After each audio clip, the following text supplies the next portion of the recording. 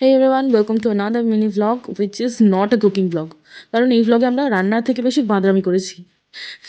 কারণ প্রথমেই মা বাড়িতে ছিল না, বাবা বাড়িতে ছিল না, সো আমরা দুজনেই ছিলাম।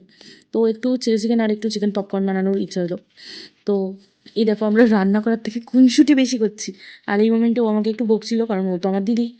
তারপর অ্যাজ ইউজুয়াল মাংসগুলোকে একটু ম্যারিনেট করে নিলাম, একটু রসুন, একটু আদা, একটু লঙ্কা।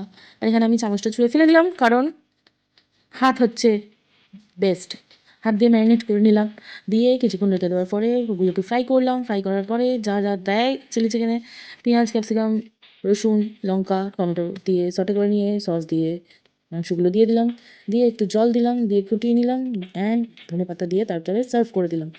তো এই ছিল একটা ছোট্ট mini cooking blog, not so cooking blog. তো আমাদের খুনসুটি করা ব্লগটা যদি তোমাদের ভালো লেগে থাকে তাহলে একটা লাইক করে দিও, একটু ভালোবাসা দিও আর কমেন্টে জানিও যে তোমাদের এই ব্লগগুলো কেমন লাগছে। অ্যান্ড আজকের মতন টাটা।